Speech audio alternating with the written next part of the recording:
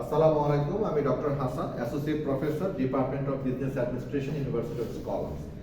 So আমরা আজকে একটা নতুন টপিক নিয়ে আলোচনা করব। সো আমি চেষ্টা করব তার 50% শেষ করতে। সো আমাদের আজকে টপিকটা হলো পারফরমেন্স ম্যানেজমেন্ট। যেহেতু আমরা পড়াচ্ছি ফান্ডামেন্টালস অফ HRM, তো পারফরমেন্স ম্যানেজমেন্টে আমরা আজকে জানবো যে পারফরমেন্স ম্যানেজমেন্ট কি, তার কি কম্পোনেন্টগুলো কি, এবং আমরা জানবো how to align compensation and benefits of performance.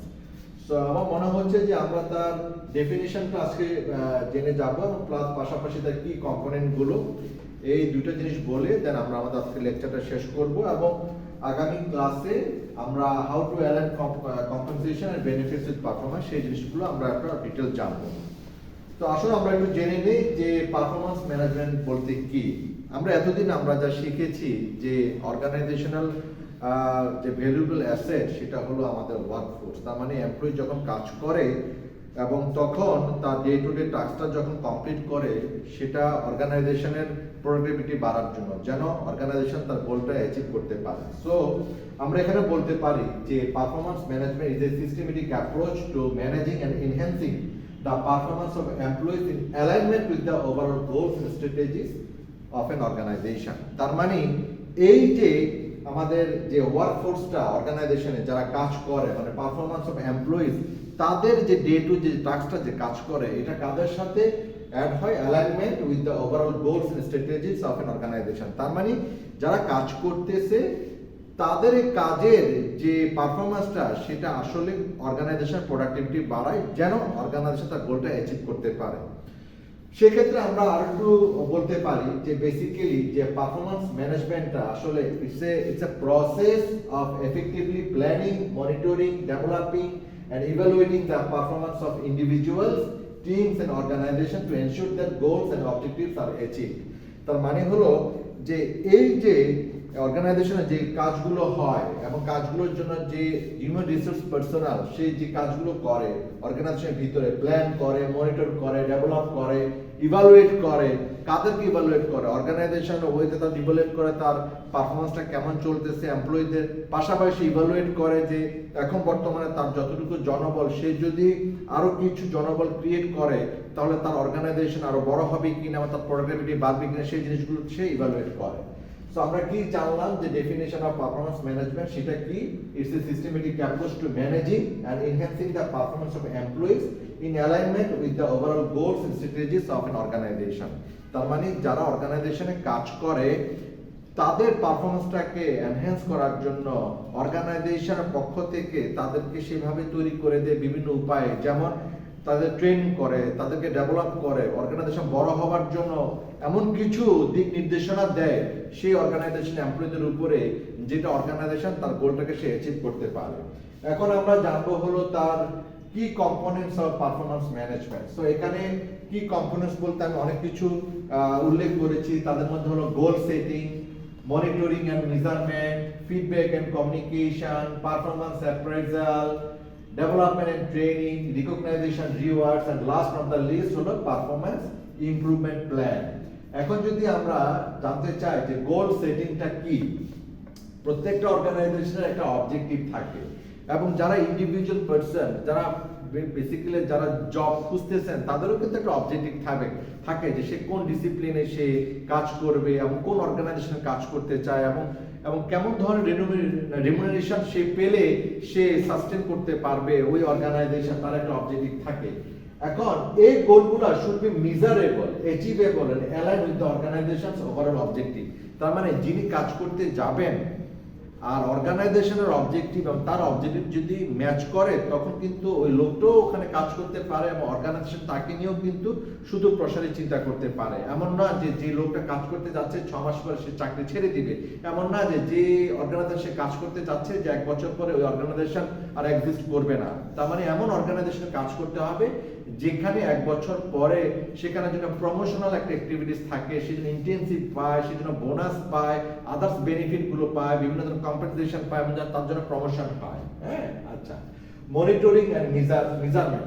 Monitoring and measurement basically কিন্তু যে লোকটা কাজ করতেছে তার ডে টু ডে তার কাজের ইভালুয়েশনটা হয় কিন্তু ফর এক্সাম্পল একটা টাস্ক দেওয়া হলো, 1 সপ্তাহের মধ্যে তুমি কাজটা কমপ্লিট করবা। এখন দেখা গেল যে 1 সপ্তাহের মধ্যেই সে কিন্তু পাংচুয়াল ছিল না, সে যে ডে টু ডে যে কাজটা সম্পাদন করা দরকার সে করতে পারে না, তাহলে সে 1 সপ্তাহে ওই ফুল যে তার ভলিউম যে কাজটা সম্পাদন করতে পারবে না। তো এগুলো কিন্তু রেগুলারলি ট্র্যাক করে, সে প্রতিদিন কি কাজ করছে, তার কাজের অ্যাসেসমেন্ট করা হয়, প্রগ্রেস রিপোর্ট নেওয়া হয়, যেন প্রগ্রেস রিপোর্টটা কেন নেওয়া হয় এমপ্লয়ীদের কাছ থেকে, যেন অর্গানাইজেশন তার গোলটা অ্যাচিভ করতে পারে। This may involve the use of key performance indicators. আমরা এখানে একটা শর্ট ফর্ম আছে KPI বলি। এটা কি কি পারফরম্যান্স ইন্ডিকেটরস, সেটা প্রত্যেকটা অর্গানাইজেশনে এই জিনিসটা থাকে প্রত্যেকটা এমপ্লয়ির জন্য, যে ফর এক্সাম্পল আমি আগামী 3 মাসে বা আগামী 4 মাসে বা আগামী 6 মাসে আমি প্রত্যেকটা এমপ্লয়িকে আমি দেখতে চাই যে তারা যেন এই জিনিসগুলো যেন অ্যাচিভ করতে পারে। অর্গানাইজেশন পক্ষ থেকে বলে দেয় যে সেই ধরনের কি পারফরম্যান্স ইন্ডিকেটর কোনগুলো, যে সে কি অ্যাচিভ করবে, যেখানে সে এগুলো অ্যাচিভ করতে পারলে অর্গানাইজেশন তার পারফরম্যান্সটা সে বাড়াইতে পারে, অর্গানাইজেশন তার প্রোডাক্টিভিটি বাড়াইতে পারে। তার মানে যিনি কাজ করতেছেন তার পারফরম্যান্স বাড়ানোর জন্য অর্গানাইজেশন কর্তৃক কিন্তু কি পারফরম্যান্স ইন্ডিকেটর দিয়ে থাকে। আচ্ছা, এবার আসে feedback and communication, providing ongoing feedback to employees regarding their performance. এখন সে যে জিনিসটা কাজ করতেছে সেটা আউটপুটটা কেমন হবে, সেখানে আমরা এখানে মেজার করব, সেটাকে আমরা বলতেছি হলো feedback. This can include constructive feedback on strength and area of improvement as well as recognition of achievement. তার মানে এই যে আউটপুটটা আসতেছে সে কি অ্যাচিভ করতে পারলো, সে তার স্ট্রেংথটা কি, এখানে তো কি উপায় সে জিনিসটা করতে পারলো, এই জিনিসগুলো কিন্তু একটা কমিউনিকেশন ওয়েতে জিনিসটা কিন্তু করতে হয়। ইভালুয়েশনটা করবে সে, ফর এক্সাম্পল সে কাজ করতেছে যেখানে একটা ডিপার্টমেন্টে, সে ডিপার্টমেন্ট 4টা লোক যদি হয়ে থাকে তো 4 জনের সাথে সমন্বয় করে সে কাজটা সম্পাদন করতেছে। তার মানে এখানে একটা টিম ওয়ার্ক কাজ করতেছে চেইন অফ কমান্ডে। তা without having a team work কিন্তু সে ডে টু ডে টাস্কটা সম্পাদন করতে পারবে না। এর জন্য কি দরকার, এর জন্য তার আউটপুটটা দরকার, ভালো কমিউনিকেবল পারসন হতে হবে, এটাকে বলা হয় আমরা এখানে কমিউনিকেশন। হ্যাঁ, আচ্ছা, এবার আসে পারফরম্যান্স অ্যাপ্রাইজাল মানে কার্যক্ষমতা মূল্যায়ন। এখন যিনি কাজ করতেছেন অবভিয়াসলি তার যখন সে পাংচুয়াল ডে টু ডে সে তার টাস্কটাকে সে সম্পাদন করে, অবভিয়াসলি তার কার্যক্ষমতা আস্তে আস্তে বাড়বে এবং তার পারফরম্যান্স আস্তে আস্তে বাড়বে। তখন দেখা যাবে যে অর্গানাইজেশন তাকে নিয়ে ফিউচার চিন্তা করতেছে, হয়তো অর্গানাইজেশন ফিউচার এমন একটা পজিশন ক্রিয়েট করতেছে ওর জন্য, হয়তোবা যে তাকে একটা ট্রেনিং করাবে, সেই ট্রেনিং এর মাধ্যমে তার নতুন পজিশন যে সেটা ক্রিয়েট করছে তাকে সে সেখানে প্রমোট করবে। সো এই জিনিসটা কিন্তু ভেরি মাচ ইম্পর্টেন্ট, যে কার্যক্ষমতা মূল্যায়ন করার জন্য, এটাকে আমরা বলি পারফরম্যান্স অ্যাপ্রাইজাল। তার মানে conducting formal evaluation of employee performance at specific intervals often annually or semi annually. তার মানে কি 6 মাসে বা 1 বছরে সেই জিনিসটাকে ইভালুয়েট করে। এখন ইভালুয়েট করে কার স্বার্থে, অর্গানাইজেশনের স্বার্থেও আছে, কারণ সে একটা নতুন পজিশন ক্রিয়েট করতে চাচ্ছে। সে যদি ইন হাউসে এমন কাউকে পেয়ে যায় যে তাকে একটু ট্রেন আপ করালে তার স্কিলসটা ডেভেলপ হবে, আরো তার পারফরম্যান্সটা আরো বাড়বে, তো এই জন্য কিন্তু ইভালুয়েট করা হয়। এবং this process may involve self assessments, manager assessments and discussion about performance and development. Obviously organisation এমপ্লয়ীদের কাছ থেকে ডে টু ডে কাজের পারফরম্যান্সটা নিয়ে তার কিন্তু অর্গানাইজেশন তার প্রোডাক্টিভিটি বাড়াবে, সো দ্যাট সে যেন তার গোলটা অ্যাচিভ করতে পারে। So performance appraisal very important কি points in this topic.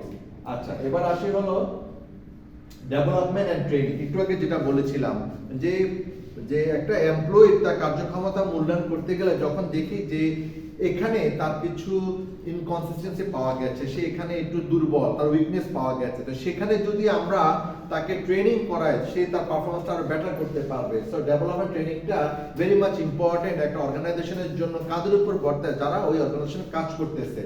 So identifying opportunities for employee development and providing the necessary resources, training and support to enhance skills and competencies.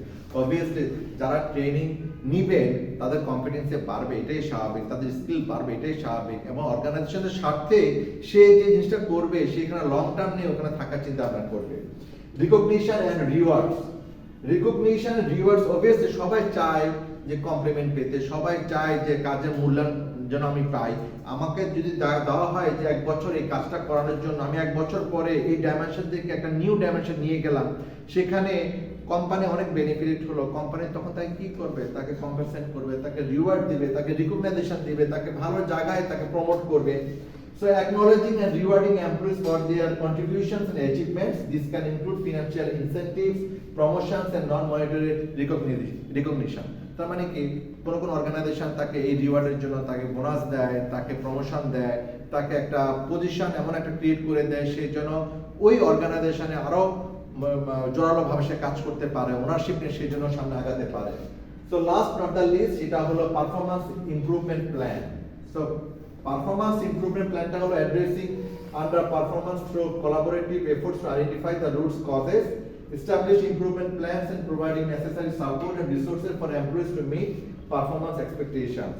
যিনি কাজ করতেছেন অর্গানাইজেশনে তার অবভিয়াসলি একটা এক্সপেকটেশন থাকে। এক্সপেকটেশন অনেক কিছু হতে পারে, যেমন তার ডে টু ডে সে যে কাজটা করতেছে তার সেখানে ডিউরেশনটা, টাইম ডিউরেশনটা তার সে এক্সপেকটেশন করতে পারে, ছুটিতে এক্সপেকটেশন করতে পারে, তার স্যালারি ইনক্রিজ এক্সপেকটেশন করতে পারে, এডিশনাল বেনিফিট পাওয়ার জন্য এক্সপেকটেশন করতে পারে, সে যে ভালো কাজ করতেছে সেই তাকে যেন সে যেন মোটিভেটেড হয় জোরালো ভাবে, সেই ধরনের কিন্তু সে এক্সপেকটেশন করতে পারে। সো এই জিনিসগুলো আসে কিন্তু অর্গানাইজেশনাল পার্সপেক্টিভ থেকে। অর্গানাইজেশন অলওয়েজ চাইবে যে আমি আমার অর্গানাইজেশন বড় করতে চাই আমার এই এমপ্লয়িকে দিয়ে, সো অলওয়েজ আমি তাদেরকে মোটিভেট করব, তাদের একটা ভালো এনভায়রনমেন্ট দেব, তারা যেন আমার অর্গানাইজেশনে যেন সাস্টেন করতে পারে, লং টার্ম যেন কাজ করতে পারে এবং এই অর্গানাইজেশন যেন তার গোলটা যেন অ্যাচিভ করতে পারে। সো আমরা আজকে শিখলাম কি কম্পোনেন্টস এন্ড পারফরম্যান্স ম্যানেজমেন্ট। আগামী ক্লাসে আমরা জানবো alignment, compensation, benefits with performance. সেই পর্যন্ত ভালো থাকবেন। খোদা হাফেজ, আসসালামু আলাইকুম।